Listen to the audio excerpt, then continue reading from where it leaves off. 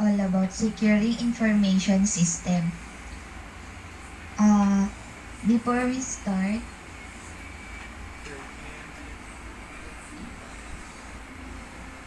security information, pabalik po muna. Security information is the protection of information against unauthorized access to or modification of information, whether in storage, processing, or transit, and against the denial of service to unauthorized user, including those measures necessary to detect, document, and counter such a threat. Next page po. Learning objectives is evaluate the information system, susceptible and misuses, and mistake and distraction. Determine the importance of security and control of businesses. Discuss the framework or corporate security and control. Identify the technologies and tools and most crucial in protecting information resources. The next one. Our topic outline is all about system vulnerability and abuse, business value of security and control, and establishing framework on security control, and technologies and tools for protecting information resources. System vulnerability and abuse is all about the security and control. When the data are stored in digital form, they are more vulnerable than when they exist in manual form. Security is the policies, procedures, and technical measures used to prevent unauthorized access, alteration, theft, or physical damage to information system. In control, methods, policies, and organizational procedures that ensure safety to organization assets, accuracy, and reliability of accounting records, and operational enhanced management standards. Next po. Why system vulnerability are vulnerable? One is the hardware problem because breakdowns, configuration errors, damage from improper use to or crime. Two is the software problem. Programming errors is installation error and authorized changes. Disasters is the power failures, flood, fires, etc. Use of networks and computer outside of the firm's control. And environment vulnerabilities, the combination with the internal or external threats lead to insecurity failure. For example, vulnerabilities may result from input of validation error of memory safety violation, weak password and viruses or other malware. Next po. Contemporary security challenges and vulnerabilities. Illustrate the most common threats against the contemporary information system. They can stem from technical, organizational, and environment factors that compound by poor management decision. In the multi-tier client, computing the environment illustrated here. Vulnerabilities exist at each layer and communication between the layers. User at the client layer can cause harm by introducing error by accessing system without authorization.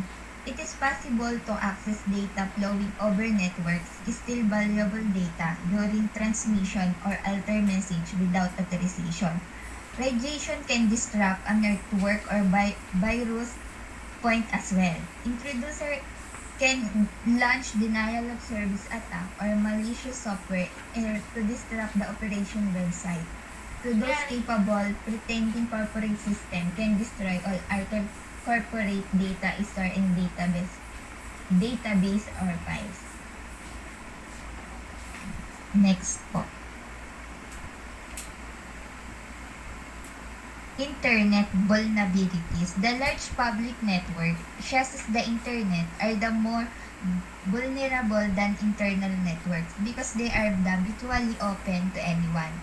The internet is the huge that when abused to occur can have an widespread impact. When the internet becomes part of the corporate network, the organization information system are even more vulnerable to action from outsider. Next po. Wireless security challenges. Wireless network is using the radio-based technology are even more vulnerable to penetration because the radio frequency bands are easily to scan. Although the range of wireless is fidelity or Wi-Fi network is only several hundred feet, it can be extended up to the port of the miles using external antenna. Local or area networks or LANs that use standard can be easily replicate but outsider armed with laptops, wireless card, internal antenna, and freeware hack software. Hackers use these tools to detect unprotected network, monitor network traffic, and in some cases gain access to internet to corporate network. 2. And next po. Malicious software, viruses, worms, Trojan horses, and spy. Malicious software program is refers to a malware include a variety of threats, such as computer viruses, worms, and Trojan horses. A computer virus is the rough software program that attach itself to the software program or data files in order to execute it. Usually, without user acknowledge or permission, most computer viruses and deliver a payload. The payload may be relative begin just as the instruction to display a message or image, or it may be highly destructive or destroying program or data. Worms. Worms, the viruses are often spread over the internet form files or downloaded software from file attached to email transmission or for the compromised email messages. Viruses have also invaded computers' information system from infected disk or infected machine. Today, email attachments are the most frequent source of infection, followed by the internet downloads and web browsing. A Trojan host is a software program that appears to begin but does not something others expected. The Trojan horse is not itself virus because it's not replicated but is open a way for viruses or the other malicious code to be introduced into a computer system. The terms of Trojan horse is the based on the huge wooden horse used by the Greek tricks. Trojan is opening gates to their fortified city during the Trojan War. Once inside the city wall, in city wall, spy. Spy is the invade a computer and as the name implies monitors a user activities without consent. Spyware are usually forwarded through unsuspecting email with bona fide email IDs. Spywares continue to infect millions of computers globally. Next po.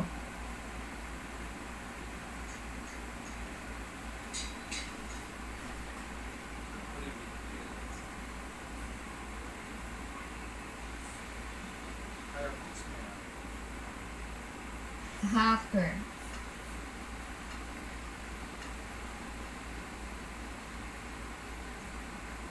Hacker is the individual who intend to gain unauthorized access to computer system. Within the hacking community, the term cracker is typically used to denote a hacker without criminal intent. Although in the public press, the terms of hacker and crackers are used to the interchangeable.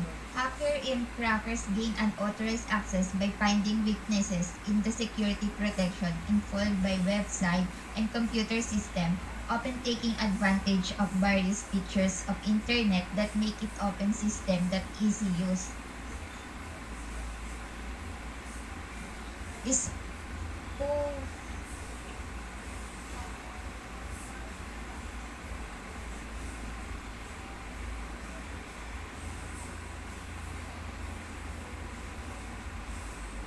Spoofing and snipping.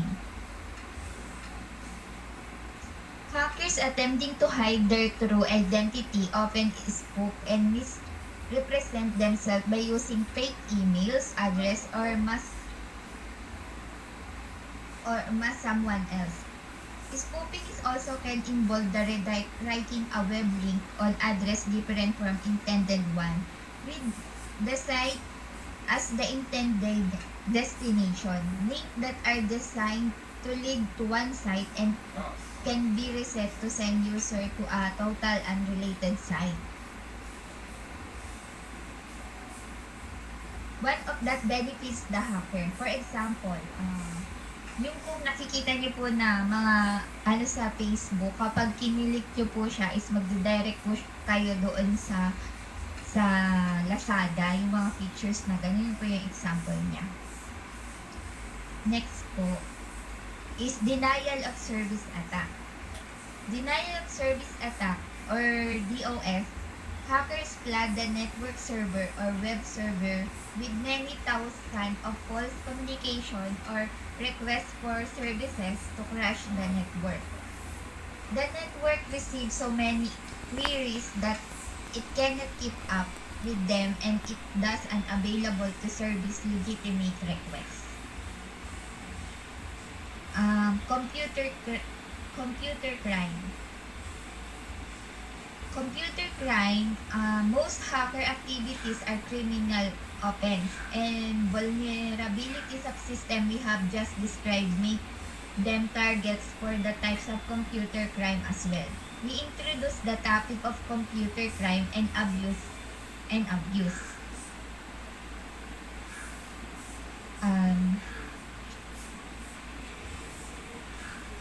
Identify theft. With the growth of the internet and electronic commerce, identity theft has become especially troubling. Identity theft is a crime in which imposter obtain key piece of personal information, such as social security identification number, driver license numbers, or credit cards number, to impersonate the someone else. Ito po yung mga nanggagaya, mabilis na nilang nakukuha yung information ng tao. Kinukuha nila yung nagpapanggap po sila. Phishing. Phishing is a pair to the escalating or bright email or digital form of social engineering that use authentic looking for bogus email to request information from user or direct them to fake website that requests information. Ang sample naman po nito, before last December, yung sa sa land bank, nagpo-post po sila na nag-send sila through email pero kahit wala ka namang account, nasendan ka nila, humingi sila ng information dahil meron silang gusto makuha sa information mo sa account mo doon. Pero na-receive ko kasi po yun na-experience ko siya, wala naman akong account sa land bank, pero naka-receive ako ng information na kailangan ko mag-log dito kasi may makukuha daw akong ganito, ganyan.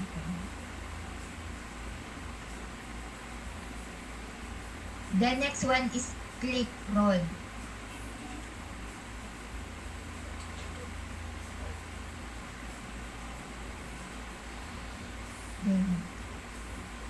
Fraud is a type of occurs that internet in pay-per-click online advertising. In this type of advertising, the owner's website that posts ads are paid based on many site visitors click on ads.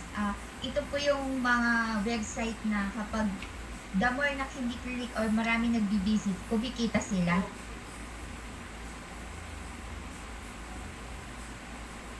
Global threats. Ano po ba yung global threats is the cyber terrorism and cyber welfare. Ano po yung pinagkaiba nila? Cyber terrorism is the coverance and cyberspace and terrorism. It refers to unlawful attacks and threats of attacks against computers, networks, and information store therein when done, it's intimate or a government or its people in the further of political or social objectives. It concerns in amounting that vulnerabilities of internet or other networks could be exploited by terrorists, foreign intelligence service, or other groups to create and harm. Just a cyber attack may target software that runs electrical power grids. Internal threats as employee. We tend to think security threats to a business is originate outside the organization. In fact, the largest financial threat, business institution came from insider. Some of the largest disruption to service, destruction of e-commerce site, and diversion of customers' credit data and personal information have come from insider. Once trusted employee. Employees have to access the privileged information and the sloppy internal security procedure, and they are open to able throughout an organization system without leaving a trace. Internal threats po ito kapag yung employee is kapag ibinenta niya dun sa kakompetensya niyang company yung information ng kumpanya niyang pinapasukan. Software vulnerability information. Software errors of false constant threat information causing untold losses in the productivity. Kaya po, pagka mali po yung, mabilis po makuha yung software ng isang kumpanya, maaari po silang malugi or maban yung kanilang kumpanya dahil sa kasiraan yung system na ginagamit nila. The next po. Business value of security and control.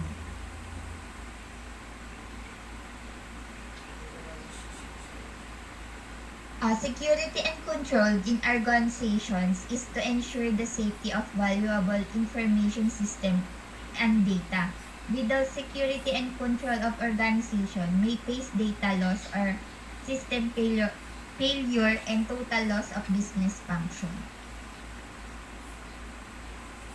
Ayun po, kapag wala po silang security and control, maybe failed the computer system can lead to significant and total loss of business function.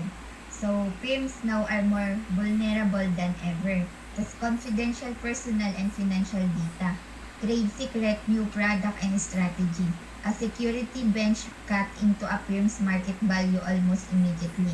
Inadequate security and control also bring forth issues of liability. So, kapag wala nga po silang security and control sa system na ginagamit nila, possible po na malugi yung kumpanya. Next po. Legal and regulatory requirements for electronic records management. Firm face the new legal obligation for the retention and storage of electronic records as well as for privacy protection. HIPAA is the medical security and privacy rules. The HIPAA privacy is all about the Health Insurance or Portability and Accountability Act. The national standard to protect individuals' medical records and other individual identifiable health information na hindi mo po pwedeng ilabas kung ano yung mga history nung tao o yung mga about health medical records ng empleyado. Sherry. Move.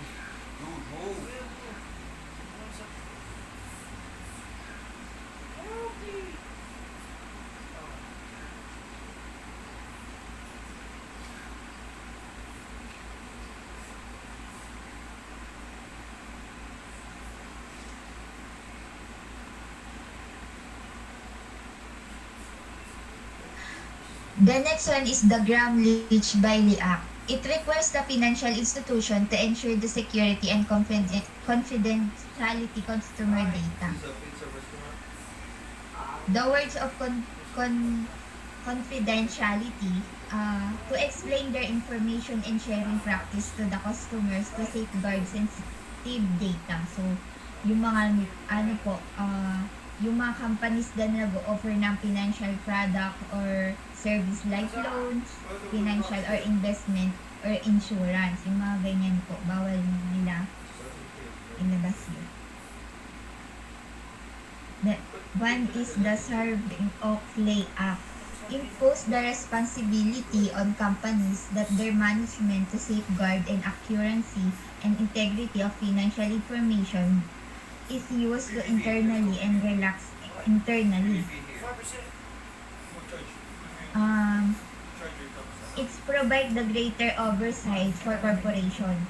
The act came from a result or several high-profile corporate fraud cases and was designed to detect the corporation from committing similar crime.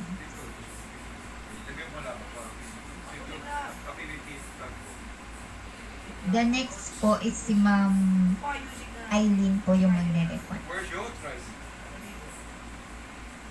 Dashi.